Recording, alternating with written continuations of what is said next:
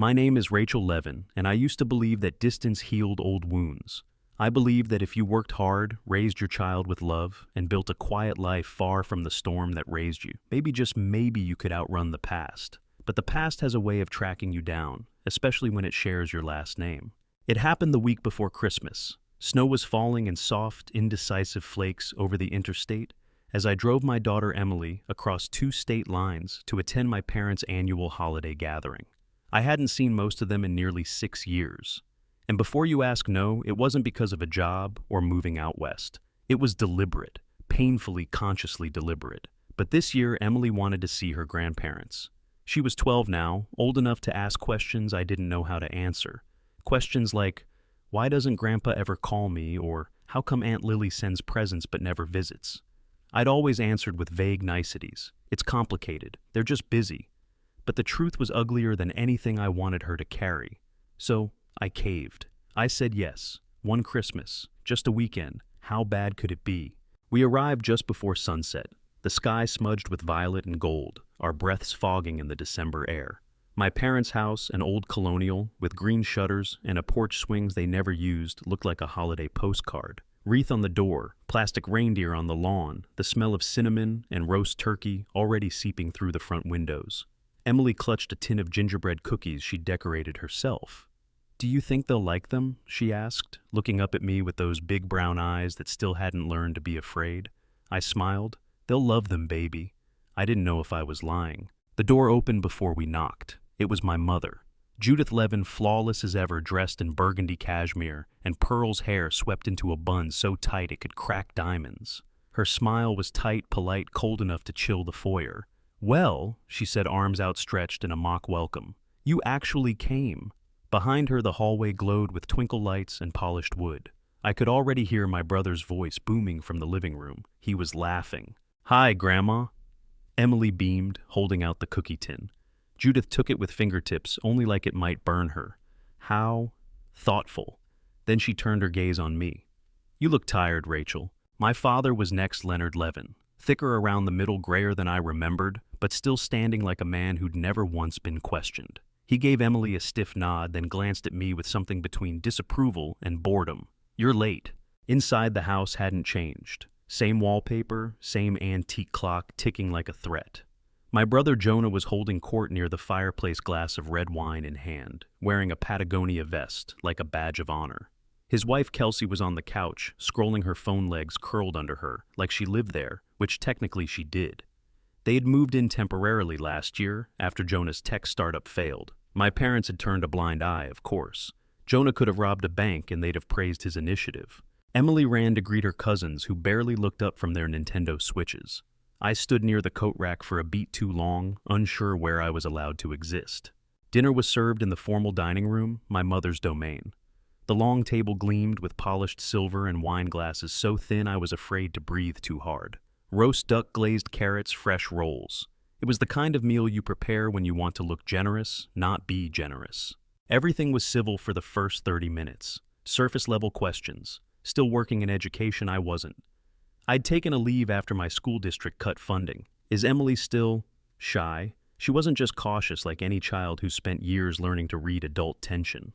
But things turned when Jonah brought up politics. He always did.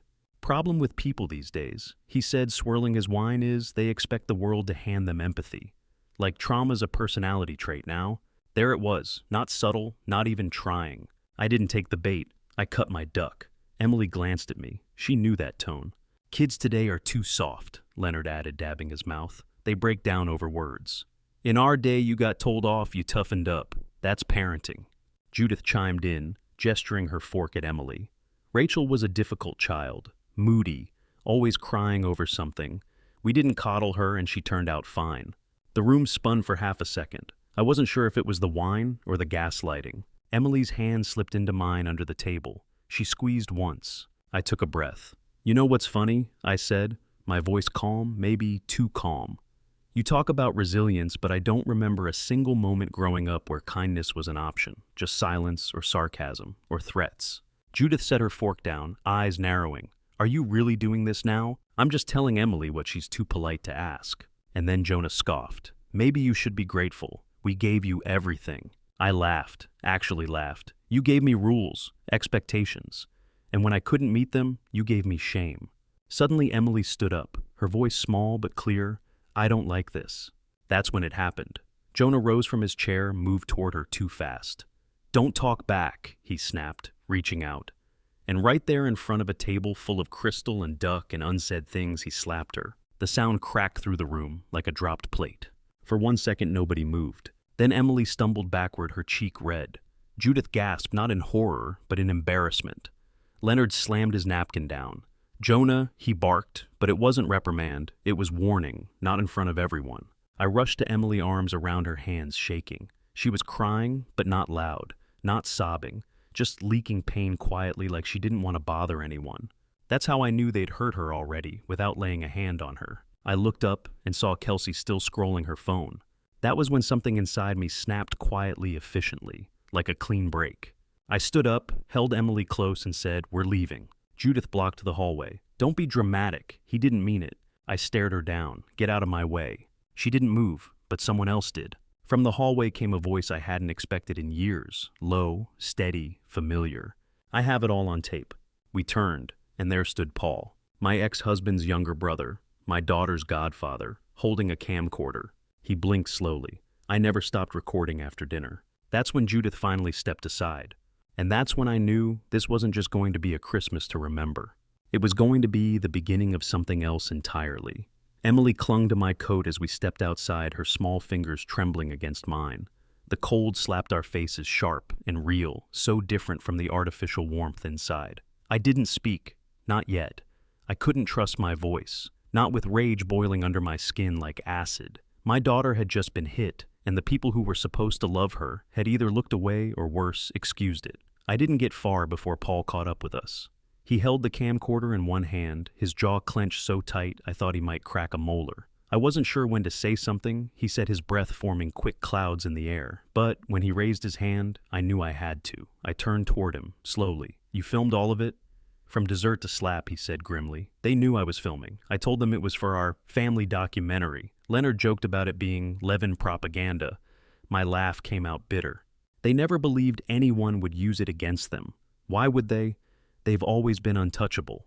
Paul nodded, eyes scanning Emily's red cheek. "I'll send you the footage. You decide what to do with it." We drove to the nearest Holiday Inn. Emily curled up in the back seat, quiet, but awake, hugging her stuffed turtle like a shield. The same one she'd carried since preschool. I could still see the faint tear in its seam from when she dropped it on the sidewalk the night her dad walked out. That night I'd promised her that nothing would ever hurt her again. I'd broken that promise. Inside the motel room, Emily sat on the edge of the bed, legs swinging off the side, her voice just above a whisper. Was it my fault? I dropped to my knees in front of her. "Never," I said.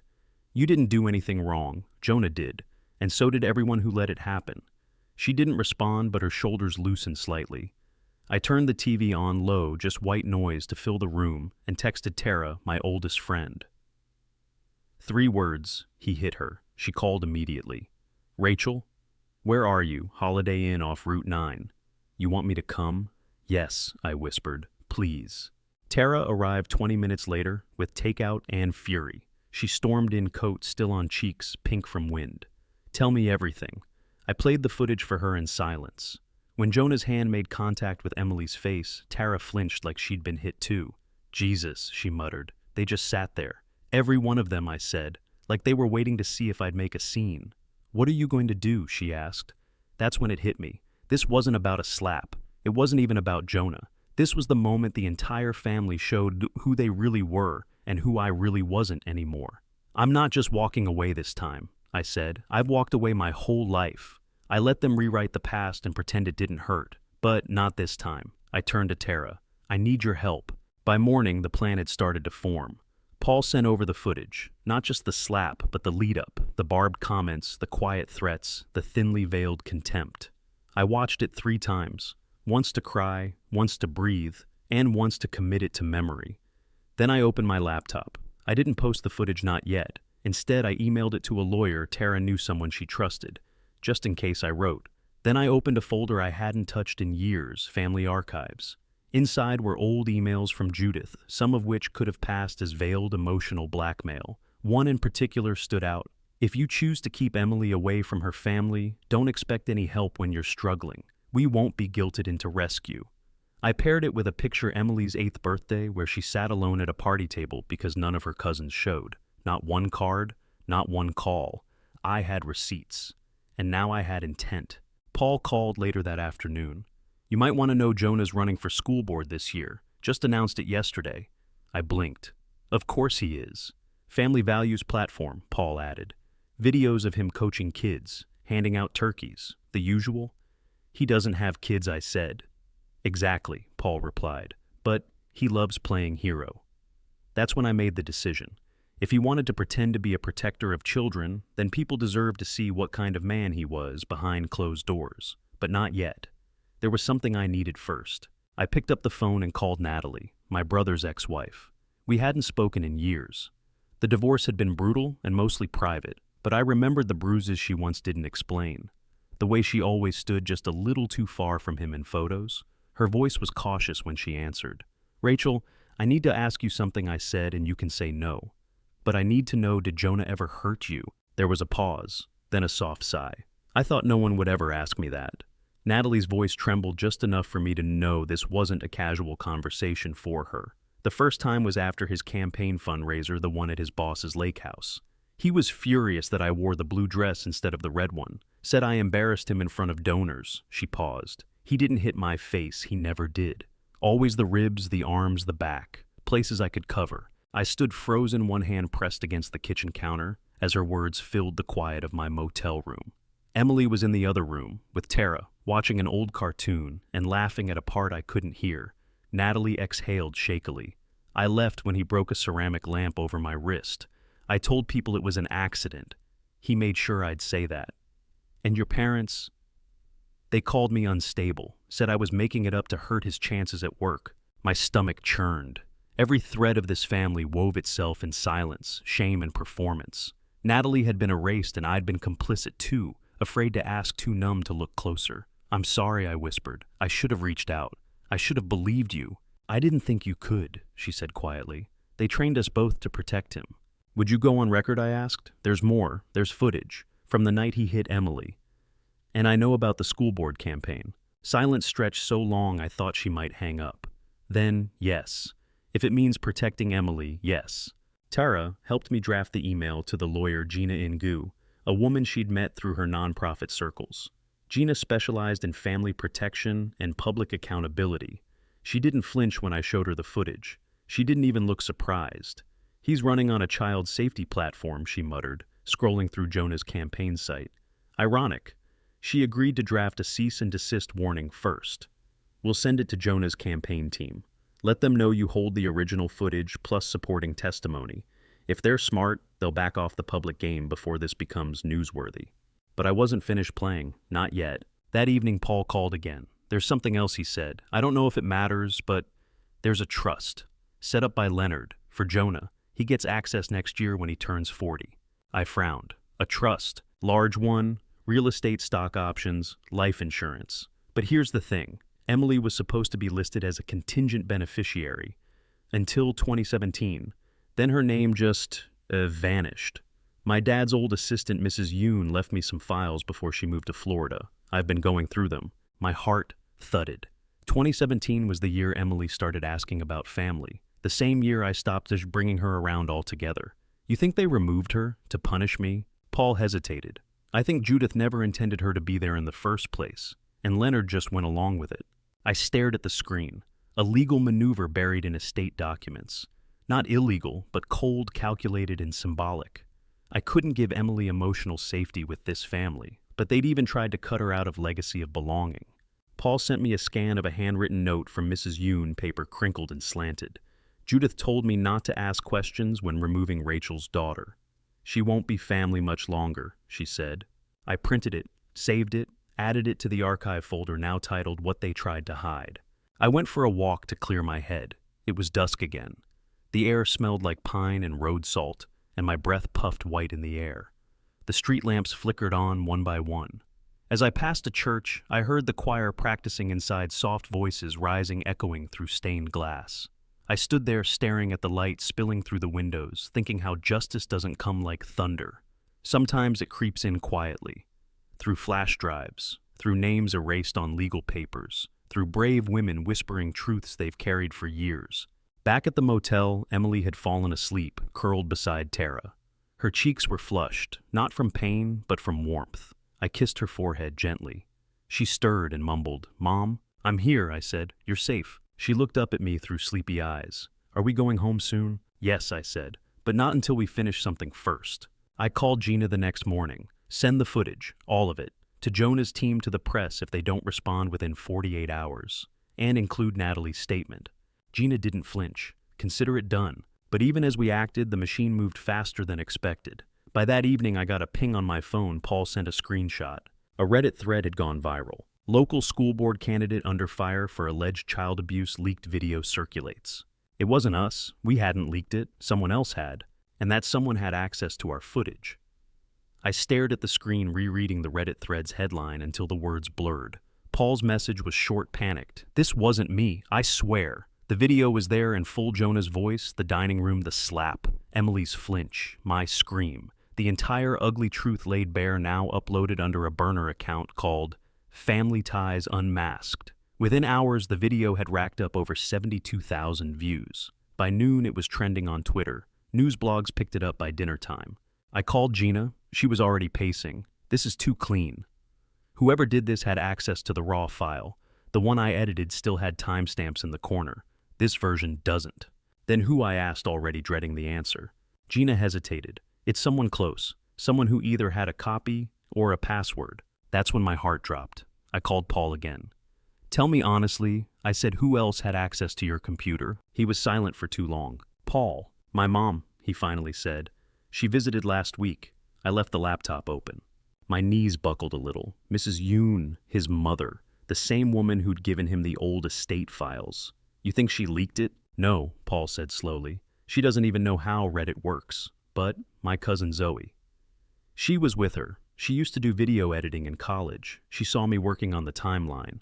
I didn't know Zoe well, just that she was always hanging around Judith, acting like the family's unpaid PR intern. Blonde, polished, and hungry. Hungry for relevance. "But why would Zoe leak it?" I asked. Paul exhaled. "Because she thinks she's saving Jonah." That made no sense until it did. Zoe and Jonah were tight. Too tight. The kind of weird family loyalty that feels more like strategy than affection. If Zoe leaked it herself, she could control the spin. Frame it as a misunderstood moment. I was still processing when my phone buzzed again. A voicemail from Judith. I hesitated, then played it on speaker. "Rachel, I hope you're happy. You've destroyed your brother's reputation. You've humiliated this family. But here's what you don't understand. You've also made yourself a liability. And in this family, liabilities are dealt with quietly." Her voice was calm, threatening in that surgical old money way. Like she wasn't angry, just disappointed that I'd made things inconvenient. I didn't respond. I forwarded the voicemail to Gina, then played it again for Tara. "She thinks this is over," Tara said. "Like a media scandal is the worst thing that can happen to her." I shook my head. "She still thinks we're playing checkers." But I was already on chess. Jonah's campaign team issued a statement that evening. The video was taken out of context during a stressful family discussion. "Mr. Levin has always been a fierce protector of children. The matter is now under review." Fierce protector. I wanted to scream. Then I saw the smear campaign start. A blog post accusing me of manipulating the situation to gain custody leverage. They called me emotionally unstable, a bitter single mother trying to drag her brother down. It spread like wildfire. That's when Natalie called again. "I'm done hiding," she said. "You still want a statement?"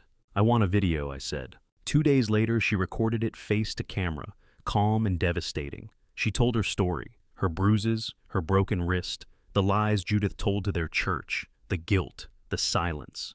"If you're watching this," she said, "and you think you can sweep abuse under the rug with legacy and money, you're wrong. I see you. And now so does everyone else." We posted it to the same Reddit thread under Paul's real name. No edits, no filters, just truth.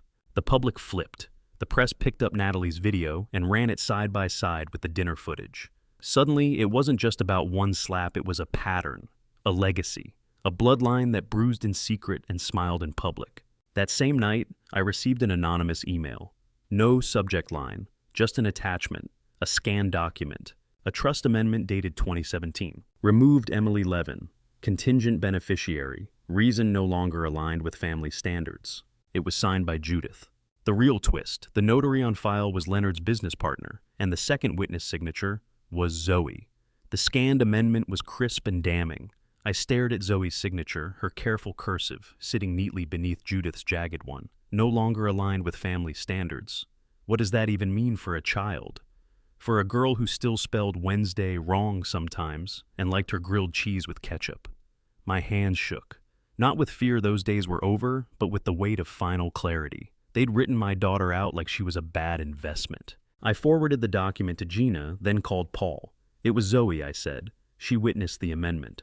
Paul didn't sound surprised. She's always wanted Judith's approval, always tried to be the next Levin standard. Guess this was her buy-in.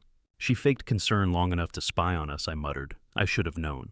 She kept texting after dinner like nothing had happened, asking if Emily was okay, offering to chat sometime. She's smart, Paul said, but she's also sloppy. She uploaded the footage too soon, trying to control the story. Now there's a trail, and he was right.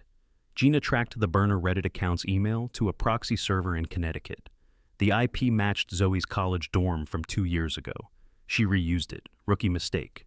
Gina smiled when she showed me the trace. We now have motive access and digital fingerprints. You want to play nice or make an example? I looked over at Emily coloring beside Tara with soft pink crayons. The same hands that had trembled under her uncle's violence now traced gentle flowers. She deserved an example. She deserved more than silence and cover-ups. Make an example, I said. Gina filed a formal complaint with the state bar Zoe was currently interning under a probate lawyer in Boston. We attached the trust amendment, the notary conflict of interest, and the evidence of premature media leaks designed to protect an abuser. But Zoe wasn't the only one unraveling. Jonah's campaign had gone dark. His publicist quit mid-week. A local reporter published Natalie's video under the title, "The Other Side of the Levin Legacy." And then something I hadn't expected happened. A whistleblower from Leonard's company reached out. Her name was Renee, a former HR director who'd retired quietly 2 years ago. She'd seen the news watch the video and decided she'd kept quiet long enough. I oversaw internal complaints at Levin Industrial, she said over a secure Zoom call. Your brother had multiple harassment accusations buried. 2 were from interns. Leonard paid settlements off the books through a dummy LLC. I sat frozen. I saved copies of the emails she added, in case I ever grew a spine. I nodded slowly. You just did. We added Renee's files to the growing evidence package, each thread connected, each truth sharpened. But one thing still gnawed at me, Judith. Her voicemail had been a veiled threat, but I knew her better than that. She didn't bluff, she positioned, which meant she was already planning a counterattack. It came in the form of a custody petition, hand-delivered to my door 2 days later. Judith Levin was suing for partial custody of Emily, claiming I was emotionally unstable, that I'd exposed her granddaughter to a media circus, and that it was in the child's best interest to have continued contact with her paternal grandparents. The audacity nearly knocked the air from my lungs. I showed the papers to Tara, who laughed so hard she had to sit down. She's trying to flip the narrative, she said. Make you the unstable one while pretending to rescue Emily. I know, I said, jaw tight, and if she thinks she's walking into court with pearl earrings and a Bible quote, she's underestimating how far I'm willing to go. Emily walked in holding her drawing. Look, Mom, she said, I drew a tree with all the people I love. She pointed at the base of the tree. There was me, her Tara Paul, and even Natalie smiling and holding a cake. But no Jonah, no Judith, no Leonard. I smiled through the burn in my chest. It's beautiful, sweetheart. She pointed at the top. The sun's for people who protect. A yellow orb hovered just above us, radiating light. I kissed her cheek, then turned to Tara. Let's end this. We filed a counter-motion to dismiss Judith's custody request. Gina added an affidavit from Natalie, video evidence of abuse, and a character witness statement from Emily's school counselor. Judith had walked into court thinking her money and pearl-set testimony would outshine the truth. But the judge didn't even need to hear closing arguments.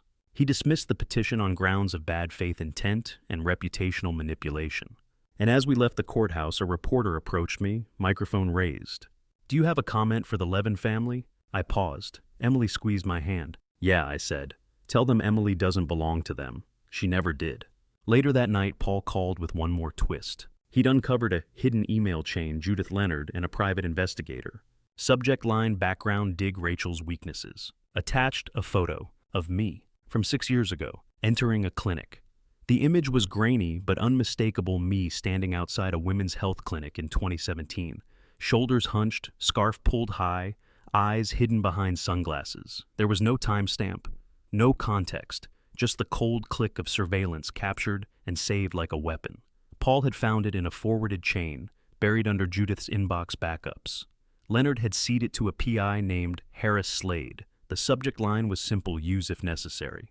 I sat in silence, staring at the photo, feeling that strange dull ache rise in my chest, the one you get when a past self suddenly knocks on your present door. I remembered that day vividly. I hadn't gone in for a procedure, I'd gone for a consultation. I thought I might be pregnant with Emily's father, long gone, and my finances a mess. I was scared. I never followed through. I chose to keep my child. And yet even that was apparently filed away as leverage. Tara, sitting beside me, clenched her jaw. They have been collecting dirt on you like insurance, like just in case you ever dared to fight back. Gina called, moments later. We need to talk, she said. I've seen this tactic before. This is legacy warfare. Judith's not trying to win in court anymore. She's trying to destroy your credibility in the public narrative. If she can plant the right rumors, paint you as unstable, immoral, she might not need the law to get what she wants. What does she want? I asked, my voice brittle. To humiliate you into disappearing and scare others from siding with you. That's when I knew the war wasn't about Emily anymore. It never really was. It was about me, about a daughter who refused to stay quiet, a woman who chose to remember, and that made me dangerous. Paul offered to take the fall for the photo leak, said he'd claim he found it, and acted without my consent. But I shook my head. No more cover stories. If they're coming for me, they'll have to face me. That night I wrote a statement, not for the press, for the truth. I recorded it on my phone, no makeup, no lighting, no script, just me in the motel chair holding my daughter's stuffed turtle in one hand and the clinic photo in the other. My name is Rachel Levin, I said, and this is what it looks like when a family built on silence tries to erase someone for speaking. I explained the photo, the fear I felt back then, the choice I made, the way I was followed without knowing, how Judith and Leonard stored that moment like a loaded gun. If you think that makes me unfit, I said softly, you've never been scared and broke and 28 with a child to raise alone. I posted it, and within hours it exploded. Thousands of comments poured in, stories from other women who'd been blackmailed, shamed, tracked, survivors of family abuse, single moms, whistleblowers, even a few anonymous names that looked suspiciously like relatives of the Levins. The tide had shifted. But Judith wasn't done. She called me directly the next morning. No voicemail, no assistant, just her voice cool and perfect. You've humiliated yourself, she said, dragging our family name through the mud. Do you think the world respects women like you? I laughed. They respect truth, Judith, something you've spent your whole life running from. You'll regret this, she whispered. I paused, then answered clearly, calmly, I already did. Every time I kept my mouth shut. That regret's over now. She hung up. An hour later, Paul forwarded a new email. Jonah had withdrawn his campaign. The school board posted an official statement condemning violence and pledging a full ethics review. But the final crack came from inside. Mrs. Yoon, yes, that Mrs. Yoon, sent Gina a notarized affidavit. In it, she confessed to being instructed to remove Emily from the family trust, despite her personal objection. More than that, she stated Judith had used similar quiet removals for other women connected to the Levin men, wives, girlfriends, even a housekeeper's child who was denied education funding after she filed a complaint.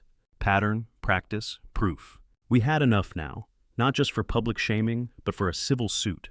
Gina asked me, "You ready for this step?" I looked at Emily, who was drawing a picture of herself flying a kite that said freedom. I nodded. I'm ready. That night, Emily crawled into bed with me. She didn't say anything for a long time, just laid there facing me. Then quietly, will they stop now? I wrapped my arms around her. No, I whispered, but we won't either. My phone buzzed with a new notification, a message request from an unknown account. Just one line, meet me. I have something you need to see. It's about Leonard. The message led me to a cafe tucked behind a library on the east side, the kind of place that sold lemon bars shaped like books and brewed coffee strong enough to raise the dead. I sat near the back bar, thumping steadily like a slow war drum. Across from me, a woman appeared, early 60s gray streaks in her dark braid, posture military. She slid into the booth without a word. Her name tag read Rosa M. I worked for Leonard Levin for 19 years. She began, eyes locked on mine. I was his executive assistant, then later, his fixer.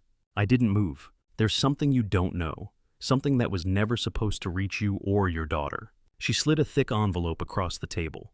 Inside copies of sealed settlement documents. 4 different cases, all involving Leonard, all signed under NDA.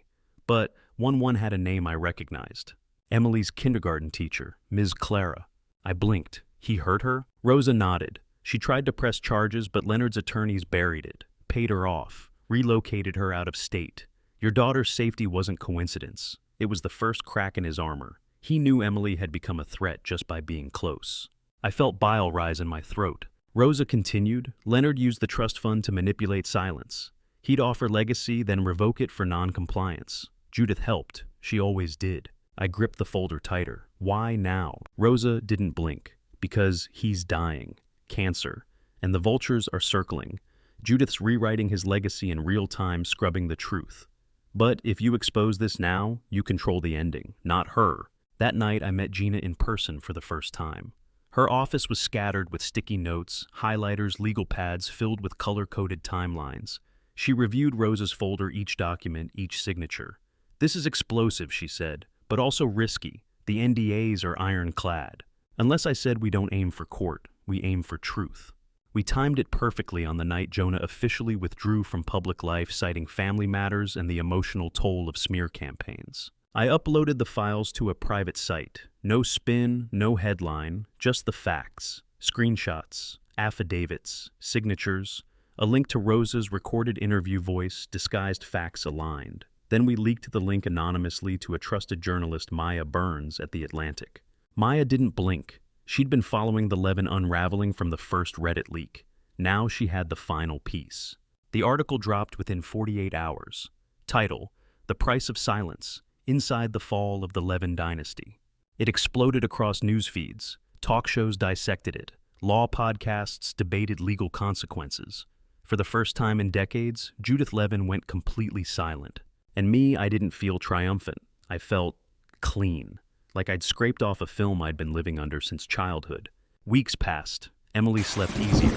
Tara helped me find a small house near her in Vermont. Something cozy with space for plants and peace. Paul kept his job. Natalie got a consulting offer from a survivor-led nonprofit. Even Gina started smiling more during our calls. Then one evening I got a letter, handwritten, postmarked 2 towns over, from Leonard. Inside was a check and unsigned blank and a note for her future. You won. I burned it in my sink. Months later, Emily and I sat by the lake behind our new home. She drew again, this time in colored chalk on the pavement, a tree, a kite, and a girl with a sword made of sunlight. I asked her, "Who's that?" She smiled. Me, but stronger. Just as I was about to respond, my phone vibrated. A new voicemail, no caller ID. A woman's voice, faint crackling. "You think Judith was the top? There's another name you never asked about. Check the board members of Levin Industrial in '96, then call me back. Before they find me." Story 2, it's great to be away from the stress of her wedding. I will eventually come across postings like this from my relatives who were unable to attend my wedding. My family and I have never had a good connection. One day when my family was unwinding in the living room, when I entered their house, the talk abruptly halted. My mother Diana forced a stern grin while my brother Benjamin and his wife Camilla exchanged significant looks. "You're unusually early today, Eliza," my mom said. "Has the job been completed?" I gave a little sigh. "I did finish early today, yes. Dinner at home was what I wanted." "Victor," my father snorted without raising his gaze from his newspaper. "It's a wonder our lawyer even bothers to consult her legal texts." "Dad." I started to say something, but Benjamin cut Eliza off. "Describe the meeting you had this morning. Has another business been sued by you?" He then gave his wife Camilla an explanation. Eliza's conversation is limited to numbers. At gatherings, she has a unique ability to destroy the atmosphere. Camilla chuckled quietly. "Yes, exactly." She talked endlessly about contract conditions at the most recent Christmas gathering. Half of the visitors departed. I was fair. I gave up trying to come up with an excuse. This was how I always talked to my family. Benjamin's kids were running about at the dinner table. My mother and father nodded intermittently, while Camilla talked excitedly about summer holiday preparations. Even when I made an effort to steer clear of work-related subjects and engage in casual chat, suddenly there was silence. "Eliza is too serious all the time," Camilla said. You ought to learn how to enjoy yourself. Work isn't the only thing in life." Benjamin gestured wildly in the direction of his kids. "Look, children, avoid being like your aunt. Work, work, work at all times. She even loses the ability to grin." I looked down at my glass of water, while the kids giggled naively. They need to be aware that I was contributing to their living expenses. This is in spite of the fact that I funded my own legal education and developed my own job. However, I was merely the solemn, uninteresting oldest daughter in their eyes. My father incidentally yelled out to me as I was leaving that evening over the expense of Benjamin's birthday celebration the following month. "Will you lend a hand a little?" Quietly, I nodded. I've always had this bond with my family. The thickness of my wallet determined how much I valued life, but eventually there would be a significant shift in my family's mindset. About 2 months ago, this catastrophe began. Victor, my father, started behaving strangely whenever the subject of my impending wedding was brought up. He wasn't acting oddly in a negative sense, but when I entered his office he was suspiciously secretive, whispering on the phone, and shutting down his laptop, that kind of thing. Camilla, my sister-in-law, began to grin at me and say things like, "Eliza, you're going to love what we're planning for your big day." There were even clues coming from my brother Benjamin, who is typically too preoccupied with his profession in investment banking to be concerned about family matters. To tell the truth, it excited me. You do realize that your wedding is meant to be a significant event. Since I was self-sufficient and my family wasn't rich, I didn't have high expectations. The secrecy made me wonder whether they were organizing a spectacular rehearsal dinner or bridal shower. Every time I tried to ask for specifics, my father would urge me to wait. I must admit that I was taken aback by my family's involvement in my marriage. I intend to introduce my fiancée to the family over dinner. Dad, you must come. You must.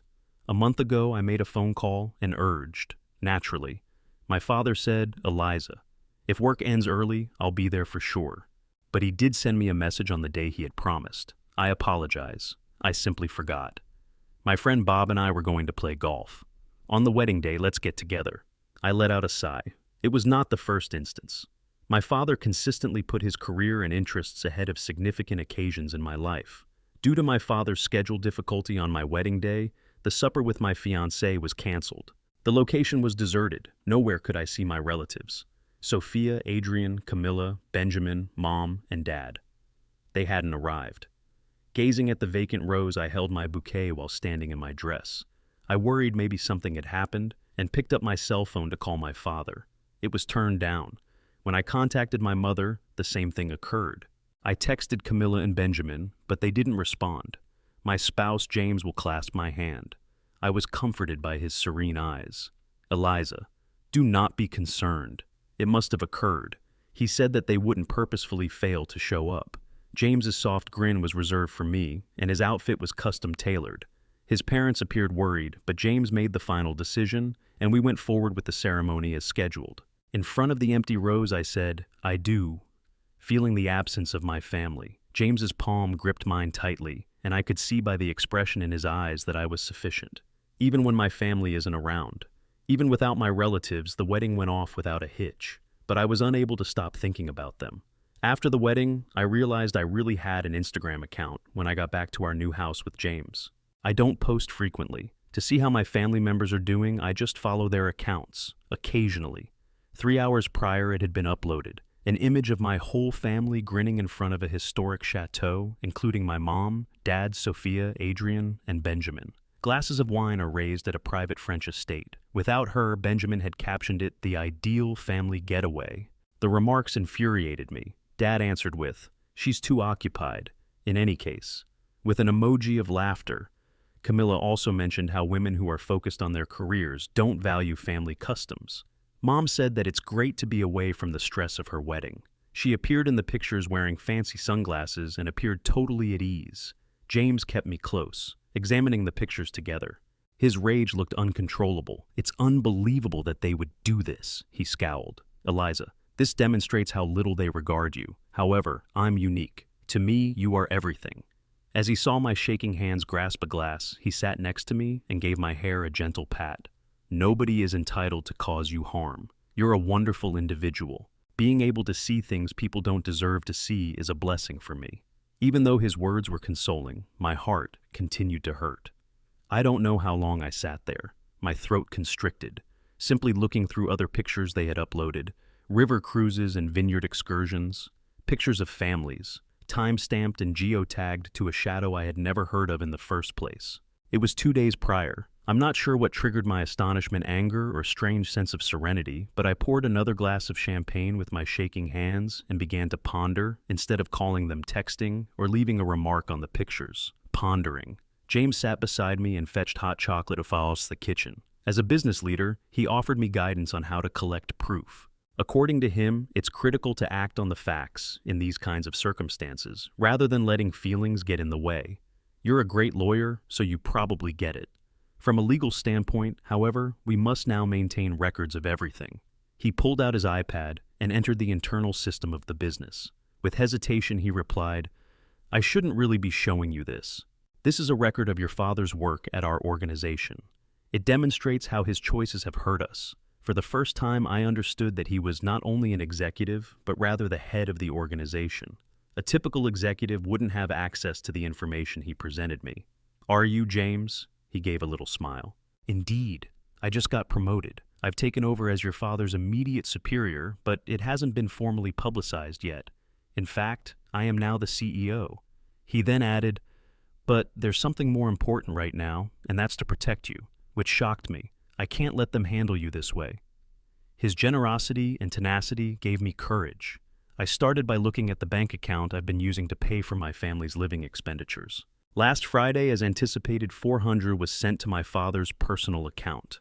Mom had been commenting on a special family vacation. For weeks, I discovered when I went back over previous social media postings. Thus, this was not an impromptu event. This was prearranged, planned without my input, arranged to avoid me, planned in spite of my nuptials. My emotions had turned into a fiery determination by midnight. I started recording everything as soon as I opened my laptop. A timeline of the falsehoods they had told me concerning the wedding, surprises, screenshots of postings and bank transactions. Even though I don't cry very often, I could feel hot tears burning behind my eyelids. Not tears of sadness, angry ones. What should we do now? In your opinion? I looked at the computer and asked James, "Let's first become ready for legal protection. We'll reveal the truth to them when the time comes. But let's take a nap for now. It will be a long day tomorrow." He guided me to the bedroom while putting his arm around my shoulder. My relatives unexpectedly sent me texts 3 days after the wedding. Dad sent me an SMS to ask whether I was unhappy. Camilla made 2 calls. Benjamin wrote that his father is becoming concerned. "Just reply, please." I didn't respond.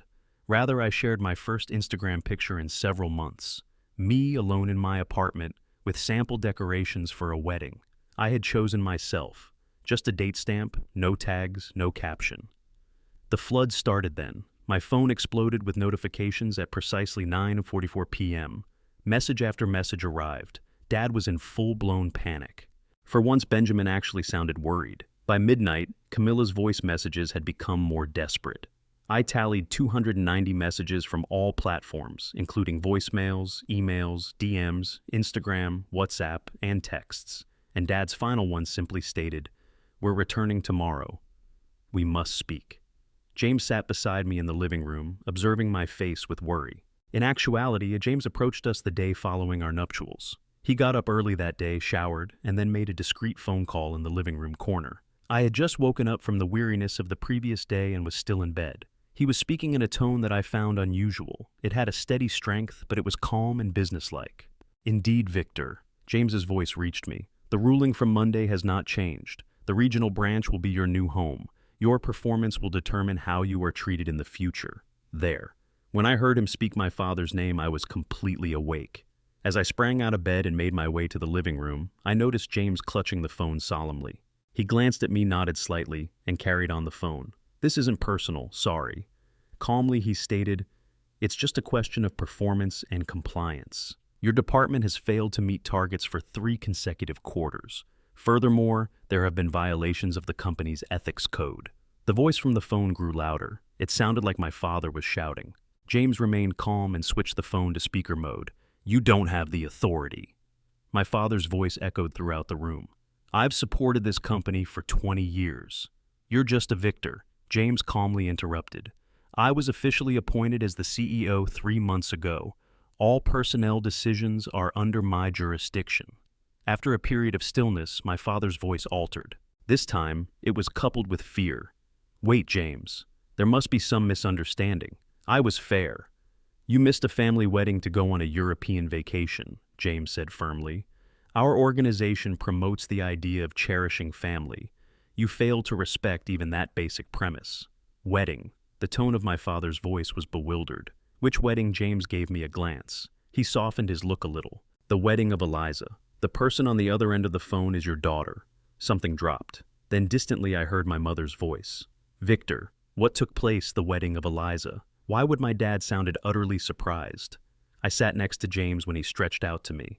Your son-in-law and superior is me, James Ryan. There was utter quiet, then the sound of panicked voices on the phone. My father appeared to be quickly conveying things to my mother. In the background was Benjamin's voice as well. They were obviously upset. However, my father picked up the phone again, his voice now shaking. Why was I not informed about that? You and Eliza? I had no idea. 3 months ago we sent out the invites. It was the first time I talked. No one answered. Mom informed me you were busy when I contacted her to double-check. Eliza? My dad let out a gasp. You were present. It's all a misunderstanding. Listen, we were simply on vacation. I had no idea that James, your fiancé, was also my supervisor. Benjamin's voice was audible when there was a rapid movement on the other end of the phone. James, listen, Eliza. Dad was being demoted as we found out in Europe. We attempted to get in touch with you when everyone was outraged. However, you called off my wedding. You didn't even consider the most significant occasion in my life, I remarked in a cold tone. Eliza, my mom began talking. We were sufficient. Before hanging up, James remarked, Victor, on Monday I anticipate receiving a report from the regional branch. I buried my face into my knees as the call was over. James threw his arm over my shoulders and sat next to me. To be honest, I was surprised that your father didn't recognize me. He ought to have recognized me as a member of the management team since we had met at board meetings. I suppose he never gave you any thought in his life. Those words, Eliza, broke my heart. My father was unable to recall the face of my fiancée.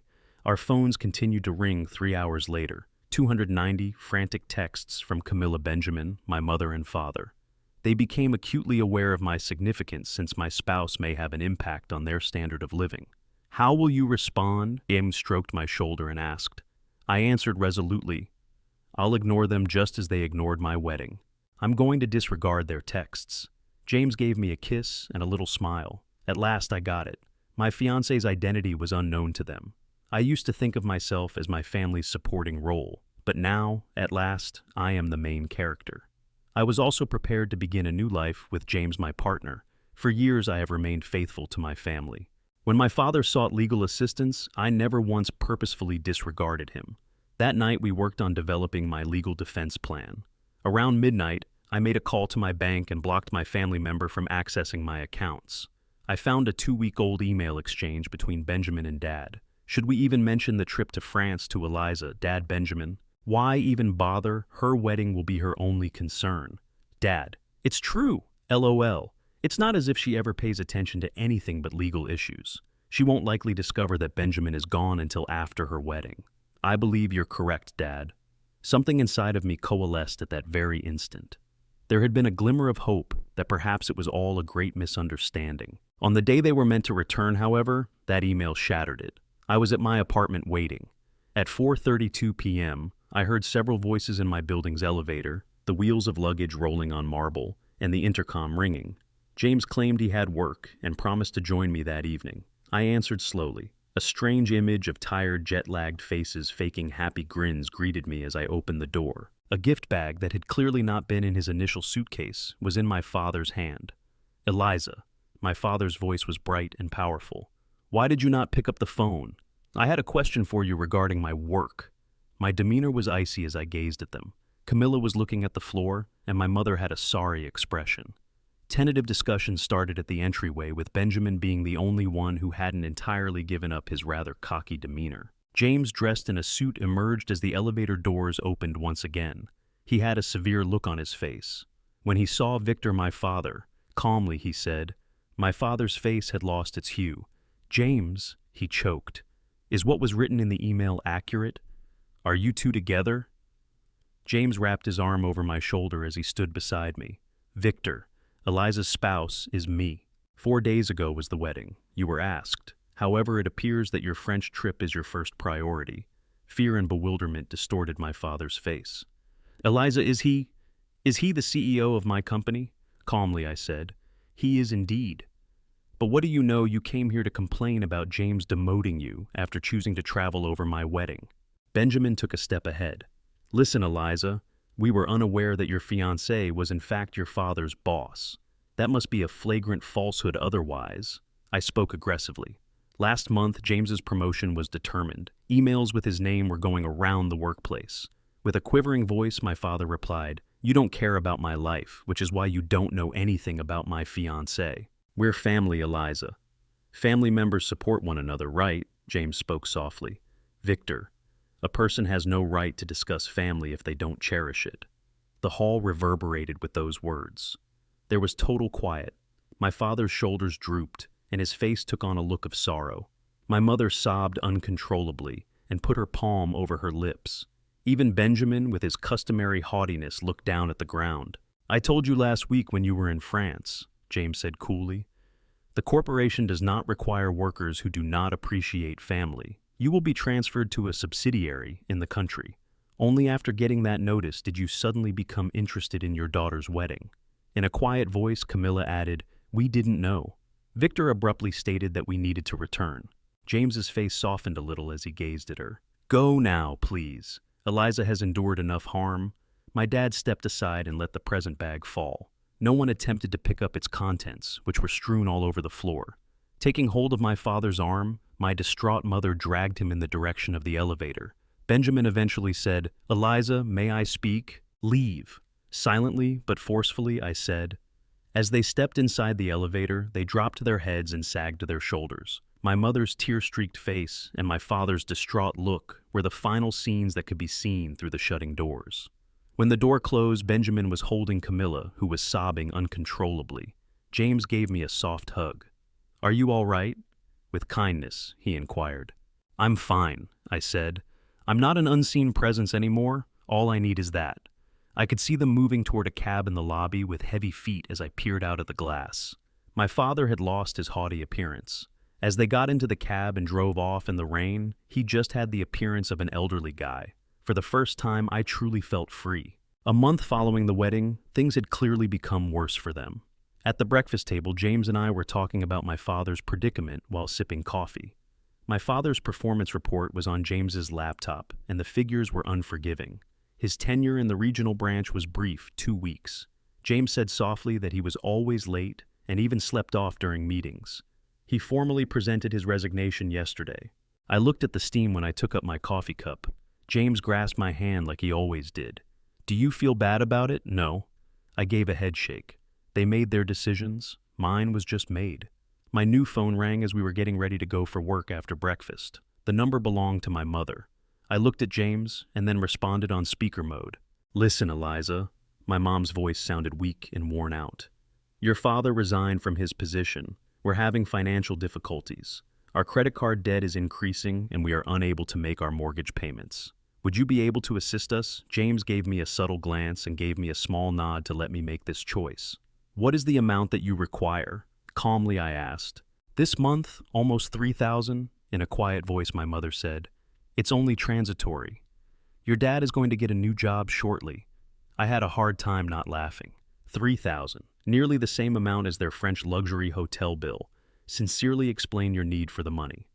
I said, "Mortgage, I told you," and the true reason I cut her off. What is father attempting to accomplish after he'd been demoted by James? There was a lengthy pause before my mother let out a sigh. "He's reached out to a rival. He intends to sell James' company's proprietary knowledge. A lawyer will cost money." James's countenance hardened, and I could see it. He started taking notes right away, indicating that he would speak with the legal department. That's all I said. "I see. You just confessed to conspiring in industrial and business espionage, Mom. We're recording this call." "Eliza," my mom let out a gasp. "How might a family chat be captured on tape?" "What irony," I said icily. "A family who decided to travel rather than attend my wedding is now starting a family." James and I were sipping wine on the rooftop terrace that night, while taking in the city lights. Wrapping his arm around my shoulder, he drew me in. "What are your thoughts?" I inquired. "Are they going to give up?" James said. "They have nothing left to lose. The most hazardous type of person is the one." My father gave me a call directly 2 days after. "Eliza." His tone sounded oddly serene. "I require some cash support. It's only transitory. I'll reimburse you shortly." Once more, James and I were listening on the speakerphone. He had already begun drafting a restraining order after getting in touch with an attorney. "What is the amount that you require?" I inquired. Without hesitation, he answered, $5,000. "That kind of assistance is only normal as a daughter and as family, isn't it?" I turned to face James. All he did was shake his head. "Do you realize how risky the gamble you're taking is?" "Dad?" Quietly I asked. I lost everything to James. Then he yelled, "My status, my honor, and even my daughter. He ought to be disciplined. Self-centeredness has always been your issue." I asserted that I am not an object or something that can be stolen. I made my own decisions. "Were you aware that he was the CEO?" With a quivering voice, my father spoke. "Knowing that he was my boss, did you marry him?" "I knew who he was when I married him. Because of his kindness, honesty, and respect for me, qualities you never demonstrated," I responded. After being silent, the phone was unplugged. The terrible news came the next morning. The corporation said that my father had been detained for non-compliance and for attempting to sell company secrets. Safety. At home, Camilla and my mother were weeping. What ought I to have done? I questioned James. I could have prevented them. James whispered softly, "Eliza," as he caressed my cheek.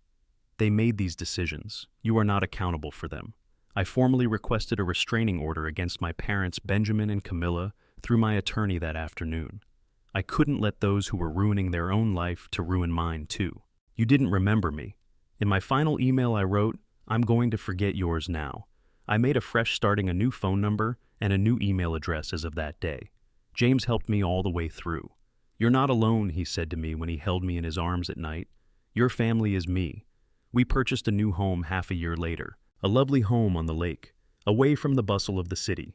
I was elevated to the position of chief legal officer after James successfully restructured the business. The sporadic court paperwork were the only reminders of my old family. Adrian and Sophia no longer demanded gifts, and I was at liberty. Although the familial ties had been severed, James and I were forming a new family, a family that I could see. Once a month, James and I would have dinner with James's parents and fantasize of starting our own family. Every night after dinner, we would sip wine and discuss our future plans. And occasionally, I felt a sense of comfort from his casual remarks that I had never had before. "Eliza, you are everything to me."